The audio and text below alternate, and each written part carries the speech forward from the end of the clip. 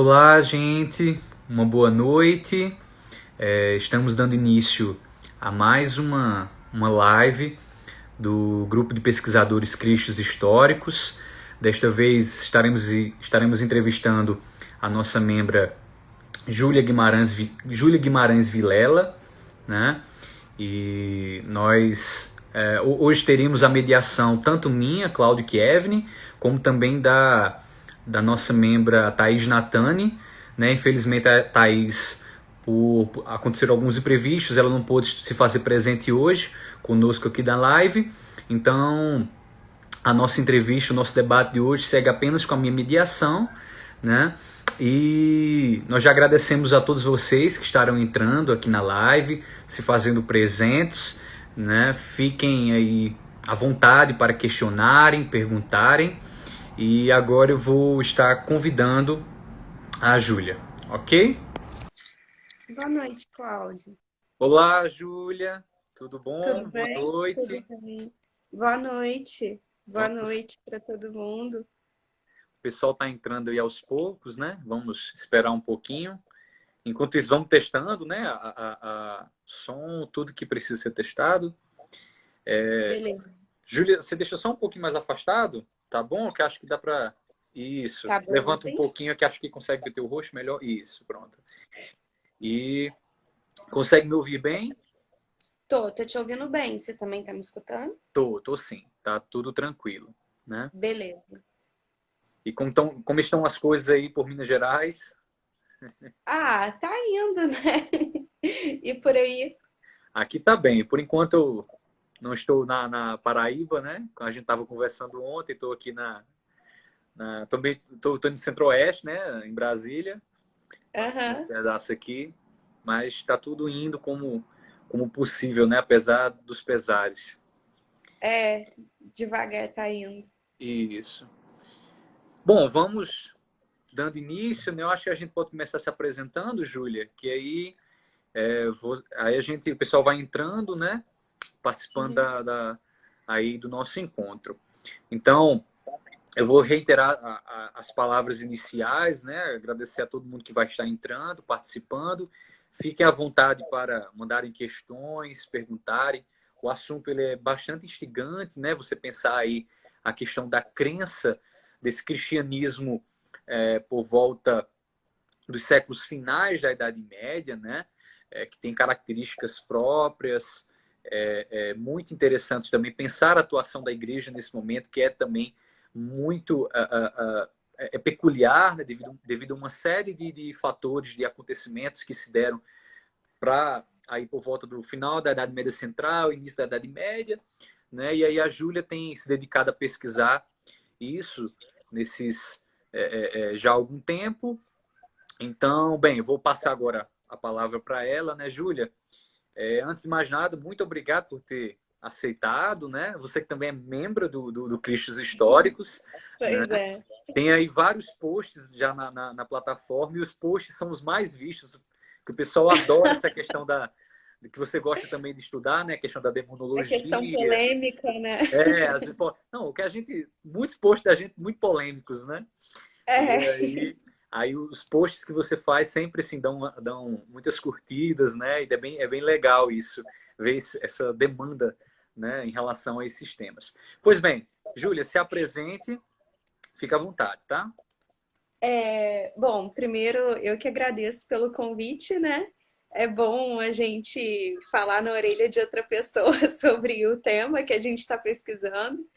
Mas, bom, eu sou graduanda de História, termino a faculdade esse ano. E no primeiro ano da faculdade eu comecei a pesquisar sobre demonologia medieval. E aí foi quando o meu orientador, na verdade, antes o meu orientador deu uma palestra falando exatamente sobre a demonologia. Então eu fiquei apaixonada no tema e comecei a pesquisar. Então, enquanto eu estava lendo, pesquisando, eu acabei descobrindo um livro que falava não especificamente sobre a crença, mas de vários aspectos sobre a crença, sobre como é crer e o que é crer. no ambiente da Baixa Idade Média. Então, eu acabei desvirtuando um pouquinho, né, indo por esse caminho. E estou com outra pesquisa também, que é sobre a possibilidade do mito na Baixa Idade Média. Como a igreja pode ter forçado uma vida mítica através dos ensinamentos, e como o mito ele era tão vivo na Baixa Idade Média. Mas então é isso. O que eu estou pesquisando é isso. Show de bola, show de bola. Não, a gente dando umas conversadas anteriores, né? E aí a Júlia me relatando várias questões, assim, debates sobre esse momento do cristianismo medieval, né? E eu achei muito interessante certas coisas que ela trouxe, né? E aí eu disse, não, vamos levar isso para a conversa, para a gente debater, que é muito legal mesmo esse quesito da fé, né, do cristianismo, do ponto de vista mais antropológico, né? Conforme a gente conversava, né? Exatamente. Ver o papel Porque da. pode falar. Não, tranquilo. Porque muitas vezes a história aborda de uma forma que eu particularmente considero meio inútil certas coisas. Então, entender como o homem medieval se relacionava com a igreja e com aquele próprio sentimento de pertencimento em relação àquele contexto que ele estava inserido, que no caso seria juntar a antropologia com a história, me pareceu muito mais útil do que simplesmente pegar e estudar alguma coisa específica. Eu acho que seria uma coisa mais completa de se entender.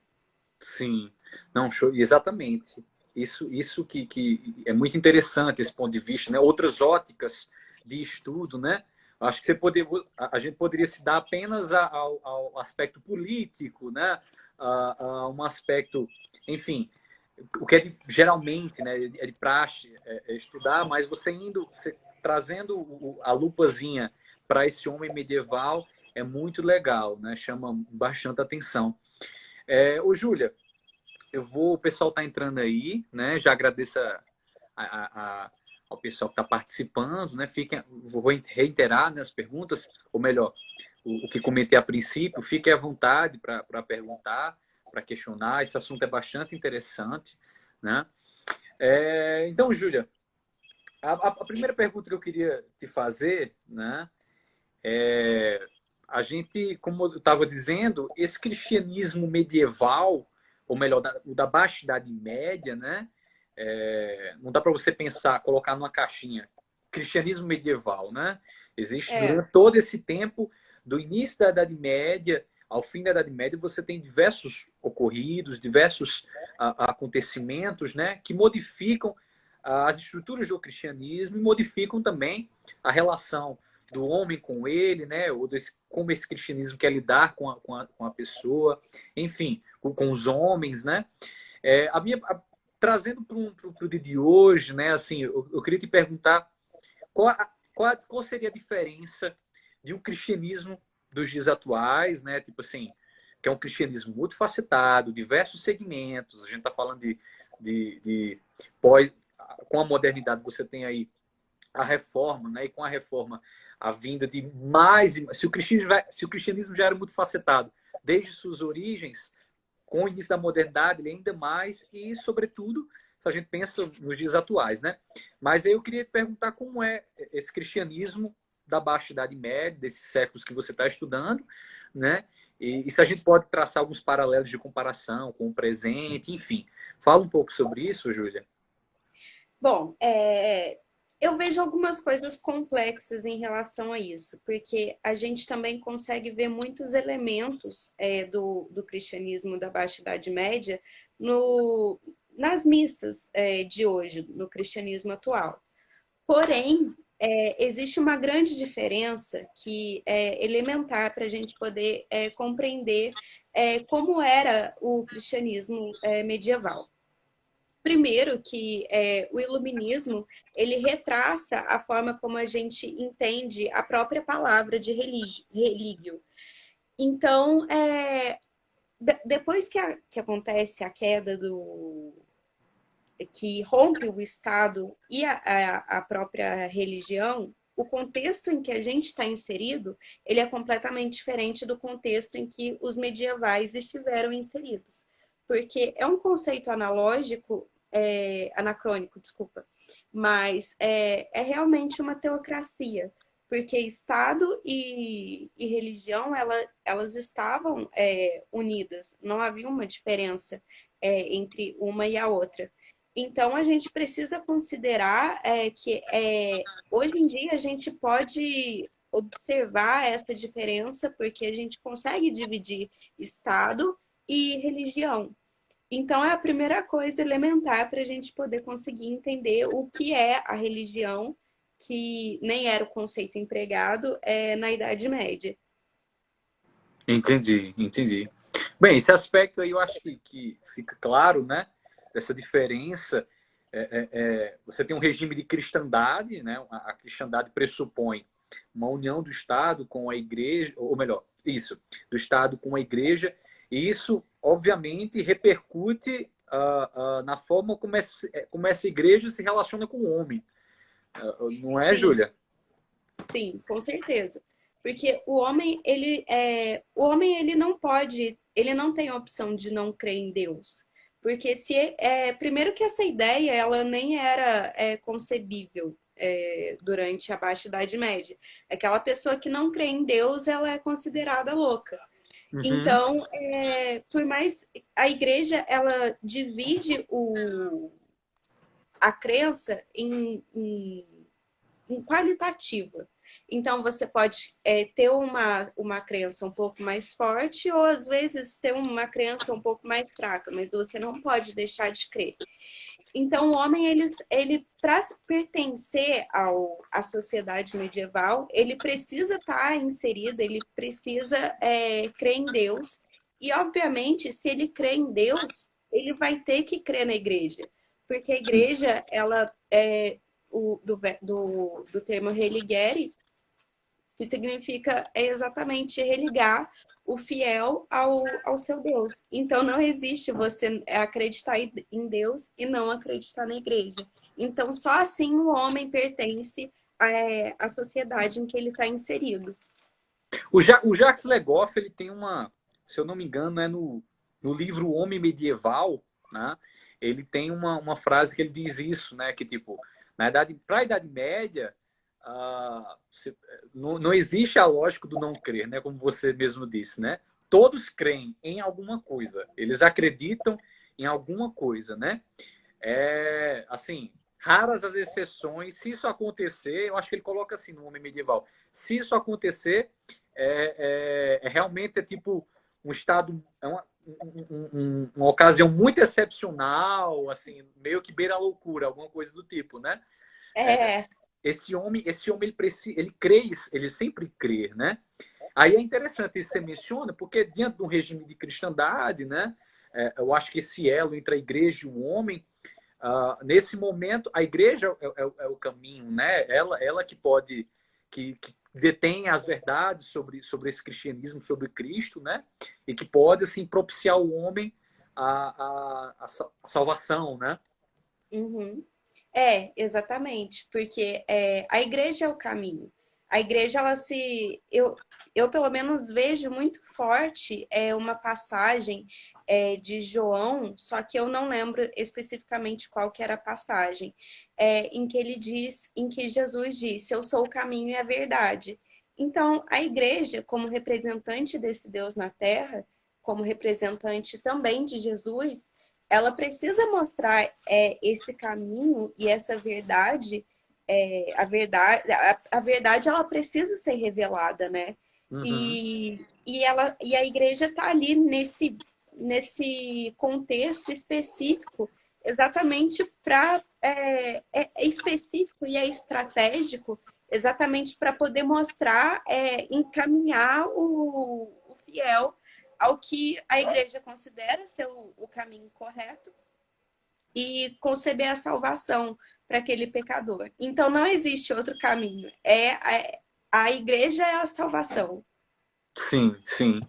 Aí, antes de entrar eu queria perguntar a você acerca da igreja, né? Como a igreja ela detém, digamos, ela é o monopólio da fé, né? E como ela se põe assim, como ela atua politicamente frente a esse homem medieval. Eu queria perguntar assim, qual é a relação desse homem, né? Ainda dentro desse âmbito, qual é a relação desse homem medieval aí dessa Baixa Idade Média, né, desse Ocidente medieval, com, com a fé no sentido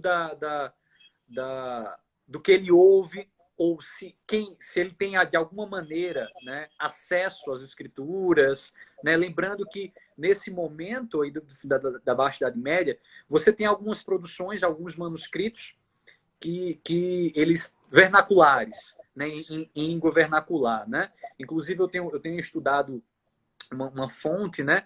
E que ela é exatamente uma fonte que está agora eu esqueci, mas ela está em alemão antigo, né? E assim, você já aparece alguns indícios sobre o vernacular, sobre a necessidade de se estudar as escrituras, das pessoas assim terem mais acesso às escrituras, e isso antes da reforma, né? Antes dos Uhum. pressupostos da reforma. Então minha pergunta era assim, como se dava essa relação desse homem com a fé? Eu queria que você falasse um pouco mais sobre isso.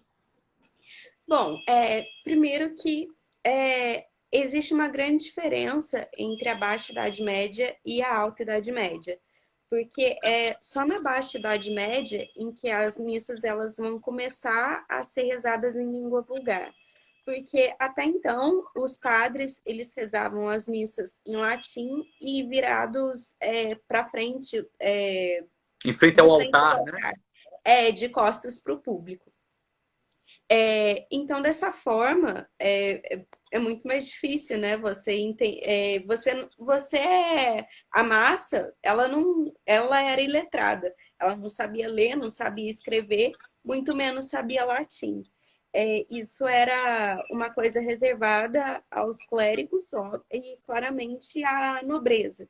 Então, a partir do momento em que isso tudo acontece no momento de urbanização, né? Que acontece na Baixa Idade Média. Então, nesse momento, essa mudança de contexto em que as pessoas conseguem entender o que é falado nas missas, traz uma mudança de perspectiva, até porque tem um livro que o Legoff fala que o principal questionamento que era considerado uma heresia era em relação à Trindade. Então, se você está numa missa em que aquele padre não está rezando numa língua que você desconhece, você vai ter um entendimento melhor do que é a Trindade e de outras coisas que também podem ser consideradas heresia. E através disso, você consegue desenvolver. E também é um momento em que as pessoas. O medo do diabo também é muito presente, o que faz com que o cidadão ele se aproxime ainda mais de Deus. E é também no momento em que a Inquisição ela começa ela é instaurada, ela começa com os processos, mas é só mais tarde que ela vai passar pelo momento brutal. Entendi. Como entra essa questão? Comenta um pouco. Eu sei que você tem algumas leituras sobre o Purgatório, né? A obra do Legoff, do Jacques Legoff. Como entra nesse caso a questão do Purgatório? Eu acho que seria uma questão interessante. Eu tenho o Simone, só um instante, o Simone Mar está dizendo que tem um problema com o áudio. Vocês estão conseguindo escutar bem, gente? Quem está acompanhando aqui?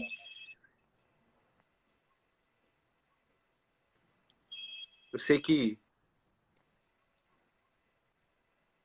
o Pedro não está aqui. Se vocês puderem comentar, dar um feedback para a gente, se o áudio está tudo bem. Pelo menos eu estou escutando a Júlia aqui direitinho e ela tem me escutado direitinho. Eu tô te escutando normal. Sim, dá para escutar, né? O caro, aqui tá normal. Ok, então estamos confirmando, né? Beleza. O amigo, ao amigo que está tendo dificuldade com o áudio, tenta sair e voltar, que eu acho que vai dar certinho. Beleza? Qualquer coisa vai comentando aí, tá bom? Ô, Júlia, você tem algumas leituras sobre a obra O Purgatório, né, do Jacques Legoff. Comenta sobre exatamente isso, uma parte que você falou aí, essa questão do imaginário do purgatório nessa baixa Idade Média, como surge a ideia do purgatório, segundo Legoff, né? E Aham. como esse homem medieval aí, ele se relaciona com esse imaginário do purgatório. Bom, o purgatório, ele é um elemento que eu considero muito interessante no imaginário assim da cristandade. Ele também é um fruto do século XII, século XIII, mais ou menos, e ele nasce e é uma coisa que também é importante falar, que ele não está explícito na Bíblia. Então, nasce de interpretações da escolástica. E o purgatório, ele ele é estruturado de uma forma bem diferente do inferno ou do céu, porque se você foi condenado ao inferno, você está condenado lá eternamente. Ou então, se você foi condenado ao paraíso, você está condenado a ficar lá eternamente. Enquanto o purgatório, se você é condenado a ele, você tem uma esperança de ou ir para o paraíso ou ir para o inferno. Então, é um lugar em que a gente também vê o fogo como elemento divino, assim como no inferno. Só que existe uma diferença muito gritante, mas muito importante nesse fogo como elemento divino. Porque quando uma alma é condenada ao inferno, esse fogo ele tem o objetivo exatamente de punir aqueles que estão lá, que foram condenados ao inferno. Porque eles tiveram uma vida de pecado em vida, durante o tempo que estava na Terra. Enquanto o fogo do purgatório, o objetivo dele é exatamente o contrário. Ele visa expurgar os pecados daquela pessoa que teve uma vida em pecado para que ela mereça o paraíso. Então, o purgatório ele traz essa ideia de futuro. Então, quando a Inquisição ela entra na fase mais violenta, que no caso já não é mais na Idade Média, né, é no começo da modernidade, Uhum. mas a É uma coisa necessidade da interessante a se dizer, né? Porque assim, o pessoal sempre associa, pelo preconceito para com a Idade Média, né? O pessoal sempre associa que a Inquisição ela atuou com mais veemência na Idade Média, né? Só que assim, ela atuou com sendo que mais não é. veemência na modernidade, né? Isso é algo interessante. Exatamente. Sim, pode continuar, Júlia. Bom, mas a Inquisição, nessa fase mais brutal dela, ela traz o fogo como um elemento divino, exatamente com o mesmo propósito que o purgatório tem, que é expurgar os pecados para que aquela pessoa possa merecer o paraíso, que é a ideia da igreja, que a igreja tem o objetivo de salvar a alma de cada fiel. E aquele fogo vai servir para isso. Sim, era uma coisa que a gente estava conversando ontem, né? E já entrando Uhum. nesse ponto da atuação da igreja, nesse processo aí da crença, da relação, né? Da crença, esse é um ponto que você comentando comigo eu achei muito interessante, né? Que exatamente a Inquisição, a gente precisa entender também o sentido da Inquisição ali, do uso do fogo, né? E do queimar a carne naquela penitência, né? Bem, aí eu queria perguntar, eu queria que você comentasse mais um pouco sobre isso, sobre essa questão da Inquisição, né? Como se dava, que é uma questão que a gente precisa entender. Há algo relacionado, muitas coisas relacionadas a esse processo, que não é simplesmente a vontade de matar por matar, né? É, Porque a gente sempre associa dessa maneira, né? Tá muito impregnado no nosso imaginário. A gente entende, a igreja matou na Idade Média, né? E sim, não é errado dizer isso, que ela matou, mas tem todo um sentido imaginário aí sobre a fé, né? sobre o pecado que precisa ser colocado sobre a mesa, que está relacionado a essa questão da prática da Inquisição, né? Aí comenta um pouco mais sobre isso, Júlia. Exatamente. A questão aqui não é diminuir as vítimas ou então falar que a igreja estava certa. A questão aqui é analisar por que a igreja fez isso, o que estava por trás. E por mais que essa fase brutal da Inquisição ela tenha passado, certas práticas ainda continuaram implícitas, porque qual que era o sentido de se queimar uma vítima na fogueira? Era você salvar a alma através esqueci a palavra certa, mas seria machucar a carne para salvar a alma. Uhum. Então, até pouco tempo atrás, não sei se essa prática ainda é comum atualmente, mas muitos padres usavam silício, Silício, o isso, silício. silício. Uhum. Mas muitos padres usavam isso com o mesmo sentido, de que se você está machucando a sua carne, que é a parte terrena do corpo, você vai salvar o seu corpo, você vai salvar a sua alma, que é a parte divina do seu corpo. Uhum. Ou seja, a ideia que a gente estava até conversando, né? Qual é a intenção da igreja, né? Ela tenta até o final, existe o julgamento, né? Daquela prática do que é considerado uma heresia, né? Existe todo um processo, se eu não me engano, você até comentando, né? A igreja ela tenta até, digamos que, retardar o processo do julgamento. Isso é correto, Júlia? É por esse caminho mesmo? Mais ou menos, porque na verdade os processos inquisitoriais eles não costumavam demorar muito tempo, mas tinham alguns passos que a igreja sempre precisava seguir, porque, por exemplo, se um inimigo seu vai lá e fala aquilo, a igreja precisava ir lá e conferir se aquela pessoa ela era honesta, se ela não estava fazendo aquilo para ter alguma vantagem em cima disso e, e investigar se você realmente fez aquilo que você está sendo acusado. Então, a partir disso, se você realmente, se houvessem testemunhas que confirmassem que você realmente fez aquilo que você está sendo acusado, então aí sim o processo dava início. Mas de qualquer forma, essa parte de queimar a vítima era sempre uma coisa muito. Era assim, o último elemento que era escolhido.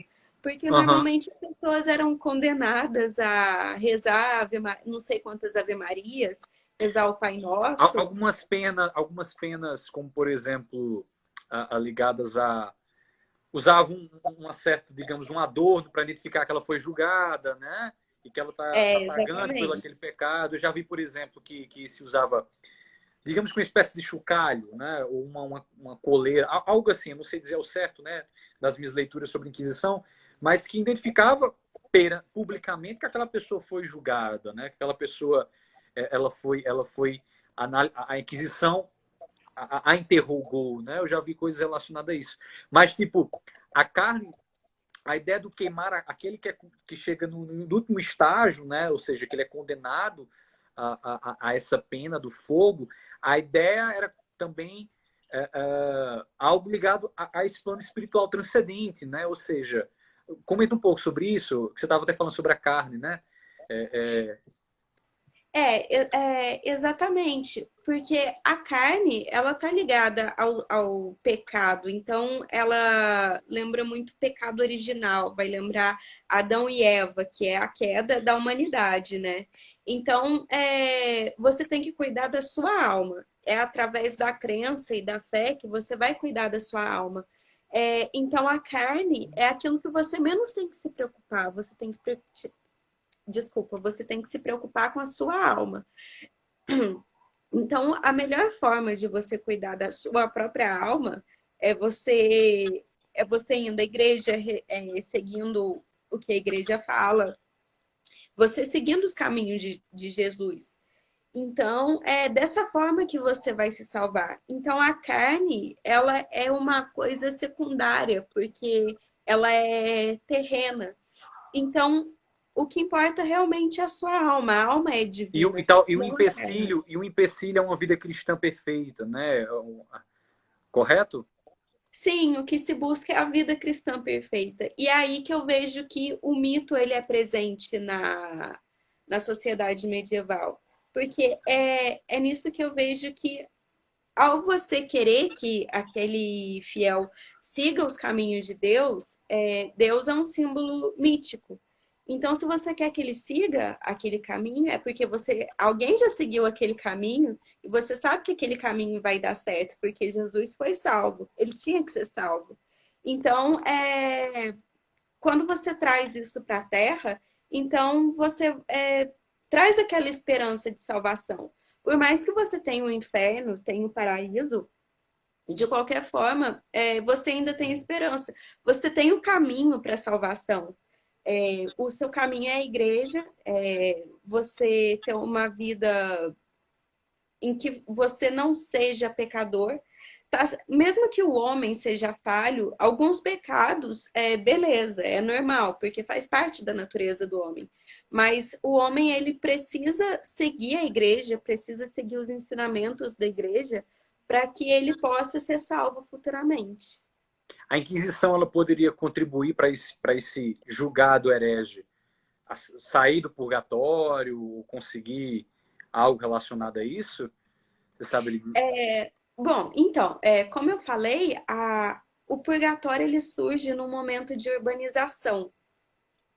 Então, essa questão da urbanização, as cidades elas vão se moldar em volta, principalmente do cemitério e das igrejas, o que vai fazer com que as pessoas, os fiéis, elas tenham um contato mais próximo com os mortos e, obviamente, com Deus. Então, quando você está mais próximo dos mortos, você pode orar por eles. Então, uma alma que foi condenada ao purgatório, ela pode ser salva através da oração daqueles que ainda estão em vida. Uhum. Mas a Inquisição, quando ela queima uma vítima na fogueira, aquele ato de queimar, a intenção da igreja é exatamente que ela busque, que ela alcance a salvação, que ela não precise passar por outros estágios, mas que ela consiga a salvação. Lógico que na ideia da igreja essa, mas na prática a gente não sabe, né? Pode ser outra Exatamente. coisa. Exato. Legal, Júlia, legal. Aí, no caso, a gente já entra num ponto que é ver essa atuação da igreja, né, nesse processo. Ou seja, a igreja ela é a coluna vertebral dessa sociedade, né, nas próprias palavras a tese do Alain Guerreau, né, sobre o feudalismo, eu acho que a gente poderia aplicar também a pensar esse indivíduo crente, né, nessa baixa idade média. Eu queria que você, mas antes de entrar nessa questão mais da igreja, que a gente já comentou um pouco, você falou um pouco sobre como esses processos históricos, urbanização, né, eles contribuíram para uma relação, para o tipo de relação que a gente viu ocorrer ali na Baixa Idade Média do homem medieval com a crença, né? Eu queria que você comentasse mais assim processos históricos aí nesse período, né, ou mesmo antes, que contribuíram para isso, que contribuíram para essa relação da igreja com o fiel, também com o herege, né, com esse herege que ele discorda, ele crê, mas ele discorda do segmento da igreja, né? Bem, fala um pouquinho sobre isso, esses acontecimentos que tenham contribuído, moldado esse ambiente. Bom, depois que a igreja ela consegue impedir os ataques vindo do leste dos pagãos, e depois que eles são convertidos, eu vejo isso como um Pagam ser momento. os muçulmanos, é isso? Não, os pagãos seriam os germânicos mesmo, os Sim, escandinavos, enfim. sim, sim. Então, quando ela consegue, principalmente, converter esses bárbaros, né, de acordo com a visão dela, eu vejo como um momento decisivo.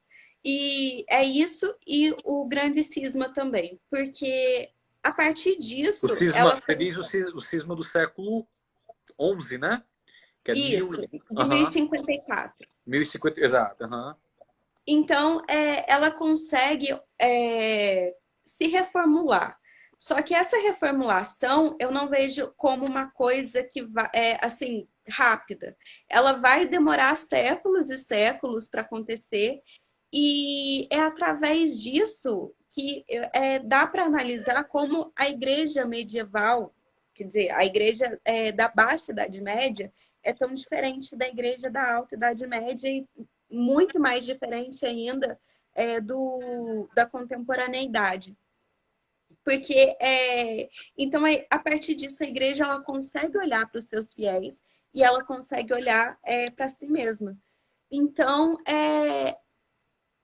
a igreja ela vai cuidar mais dos seus fiéis, porque então, como eu tinha te falado, é quando começam a ser rezadas as missas em língua vulgar.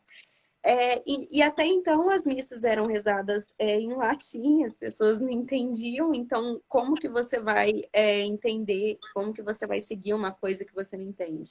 Uhum. Mas é muito diferente aquela heresia que aquele herege que não entende, ele, ele tá errado porque ele não entende, e aquele herege que ele sabe o que é, e mesmo assim ele permanece seguindo aquele caminho que ele sabe que é errado. E também que é muito diferente do infiel, que o infiel é aquele que não sabe, não conhece a verdadeira crença, não conhece o verdadeiro Deus, porque seguindo aquela passagem que eu citei para você, a verdade não teria sido revelada para ele. Mas então, para ele se reconhecer como indivíduo, ele tem que seguir, ele não precisa só saber o que a igreja está pregando, ele precisa seguir, porque se ele sair daquilo, ele vai ser um herege do mesmo jeito. Entendi. E existe uma diferença, né, entre o herege do infiel, né? E por sua vez esse homem medieval leigo que vai ali à missa, que segue aquilo que é repassado para ele, né? Quais seriam essas diferenças? O herege é aquele que ele conhece o verdadeiro Deus, ele conhece a doutrina da igreja, ele conhece os dogmas, mas, por exemplo, o caso da Trindade. A Trindade ela estava em questão durante a Baixa Idade Média. Então, tinham várias especulações sobre quem seria quem na Trindade, se Jesus realmente seria a encarnação de Deus ou se ele seria o Filho de Deus. O que é um Então, debate bastante antigo, né? Tipo assim, remonta à igreja bastante antiga, antigo. né? Aham. Exatamente. Então, se a própria igreja ela não consegue resolver isso, então isso vai perpassar para os seus fiéis. E é no caso que aconteceu. A grande questão, assim, relacionada à heresia era quem na Trindade. Então, isso era motivo, né? E isso se diferencia dos infiéis, dos infidelitas, porque, por exemplo, as cruzadas ela era permitida porque a partir do momento em que os pagãos foram cristianizados, eles não poderiam lutar entre si porque exatamente eles eram irmãos. Então, aquela violência que até então ela era destinada ao oeste, ela tinha que ir para outro lugar. E o lugar que ela foi contra os infiéis, porque eles não eram irmãos e quem eles poderiam agir com violência. Entendi. Inclusive tem uma cruzada contra os cátaros, né, na Espanha, que é aquela que eram considerados hereges, né, aquele movimento ali na Baixa Idade Média. Houve uma processo bélico ali em relação a eles por volta do século XIV, se eu não me engano, né? Ô, Júlia, caminhando aí para o nosso último ponto que a gente separou para conversar, queria perguntar ao pessoal se o pessoal tá conseguindo entender, se tem alguma dúvida acerca desses aspectos que queira perguntar, fiquem à vontade, tá? Vou esperar a resposta deles aí. Beleza. Puderem dar aquele feedback, quem está aqui tanto na live.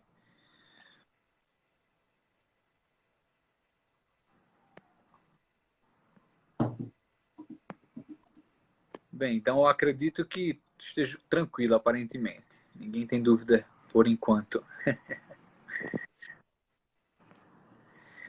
Então, beleza, a gente vai dar prosseguimento aqui. Tá sim, tá ótima a live. Ah, muito obrigado. É o Rezende Viana. Muito obrigado, É viu, o Rezende? Lucas. A gente agradece.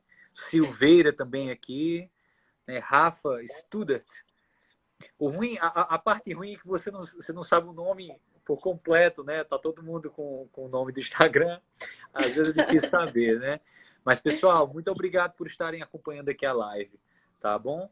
Meu colega também, Rômulo, tem todo o pessoal aqui, a Joyce, Caroline, viu? Ah, muito obrigado, viu, gente? Pois bem, a gente vai pegar aqui um último ponto. A minha pergunta seria o seguinte, Júlia, como a heresia pode se construir através da crença, né?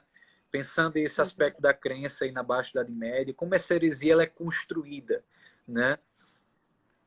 Bom, o que a gente considera o corpo dogmático da igreja, né?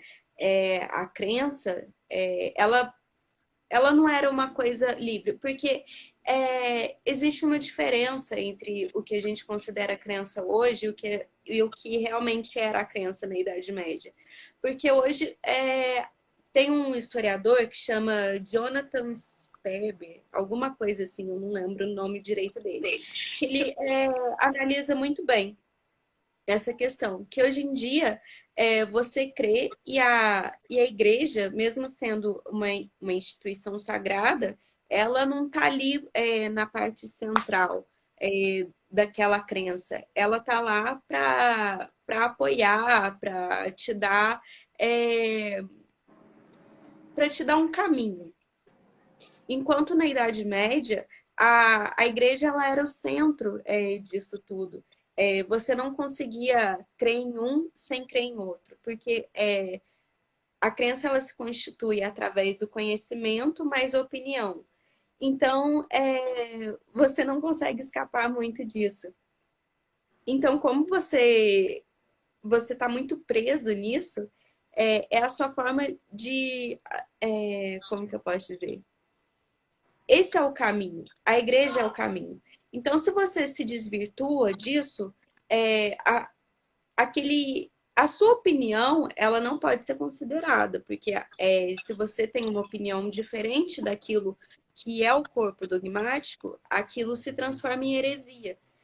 E, e a igreja ela está lá exatamente para poder não deixar você sair desse caminho e para você poder permanecer e para você ser salvo. Então a questão é exatamente essa. A heresia, a crença, ela pode se tornar heresia a partir do momento que você pode interpretar alguma coisa diferente ou entender alguma coisa diferente e, e que aquilo vai se distanciar do que a igreja está falando. E você vai se tornar um herege. E geralmente, pronto, no caso, esses hereges são sempre, me corrija se eu estiver errado, né? Mas são sempre pessoas, geralmente são do seio da igreja, né? Por quê? Porque elas leem avidamente as escrituras, né? Elas elas detêm conhecimento sobre as línguas, né? Sobre o latim, sobretudo, né? Então elas leem, elas conhecem essas doutrinas e, por sua vez, elas discordam dessa doutrina, né? Então, geralmente, o herege vem desse contexto, correto, Júlia? Eu vejo que tem esse contexto também, mas eu também vejo que tem aquele herege, que ele é herege porque ele não sabe da doutrina, ele não entende. Hum, Porque outra coisa é você tá na. Mesmo quando as missas começam a ser rezadas em língua vulgar, uma coisa é você estar lá e você entender o que o padre está falando. Mas não era o que realmente acontecia, porque você estava lá para marcar presença, para mostrar, eu tô aqui. Mas o entendimento de fato do que o padre realmente estava falando, a pessoa comum não tinha. Porque qual o significado daquela palavra? Então, você passa a ser um herege exatamente por você não saber o que está sendo dito, o significado daquilo que está sendo dito. Então, tem aquele, como eu estava falando, existe o herege que ele é herege porque ele quer, porque ele sabe, e o herege que é herege porque não sabe. Então, eu vejo essa distinção entre heresia. legal, Júlia. Boa, boa. Bom, eu acho que é isso que a gente tinha separado, né, para pensar hoje. Júlia, quer comentar mais algo acerca do que você tem pesquisado, assim, das suas leituras? Se você tem alguma coisa para comentar, fica à vontade, tá bom? Eu acho que isso é tudo, Cláudio. Nossa, porque se eu for falar também eu vou ficar muito tempo Muito falando. tempo, né? Exatamente. A gente separa alguns pontos para poder discutir, mas eu acho que a gente conseguiu, assim, trazer todos esses pontos assim, para entender esse universo da crença, né? Desse cristianismo medieval e da relação do homem com a igreja, né? E, assim, que é uma coisa, por vezes, a gente, como eu estava dizendo, né, a gente vê somente a ótica de um processo político, né, do que está acontecendo. E aí a gente precisa pegar a lupa e saber esse trato do homem com a fé, do herege com a fé, e, por sua vez, obviamente, da igreja atuando em relação a todo esse contexto. Né? Pessoal, tem mais alguma coisa que querem comentar? Se quiserem, pode ficar à vontade. A Júlia vai estar aí produzindo textos ainda das pesquisas dela aí para a página, então acompanhem, opinem, né? Comentem, compartilhem, tá bom? Júlia, então eu acho que a gente pode encerrar por aqui. A nossa conversa de hoje foi muito, muito produtiva, né? Diversas questões interessantes para o pessoal a poder pegar, pesquisar mais, livros que a gente citou aqui, né? O Homem Medieval, o próprio texto do o Purgatório do Jacques Legoff, que é um clássico, ambos são clássicos, né? Maravilhoso também. É maravilhoso, exatamente. Olha aí, tem o Will, agora é ruim, mas tá te parabenizando, É o viu, Júlia? Guilherme, meu namorado. Meu namorado, excelente. Valeu, viu, bom? Obrigado aí pela presença. Bem, tem a Carolina também, super produtiva. Muito obrigado, viu, Carolina? Então, Júlia, eu vou repassar para você dar as suas últimas, a fazer as últimas palavras aí, né? E a gente encerra a live de hoje, tá bom? Eu agradeço todo mundo que teve aqui. É muito bom a gente poder falar sobre o que a gente está pesquisando. Mesmo que seja por um pouquinho, que se deixasse a gente ficava a noite inteira aqui, né? E ir embora. Mas é isso. Obrigada. E obrigada, Cláudia, também. Obrigada. Show de bola. Então, gente, continue acompanhando aí o Cristos, tá? A gente tem um post já pronto para essa semana. Acompanhem, curtam, comentam, sigam e acompanhem também os próximos posts da Júlia, tá bom? Júlia, mais uma vez, obrigada. Obrigado a todo mundo pela presença e a gente se despede. Encerramos aqui, tá bom? Um forte abraço, viu?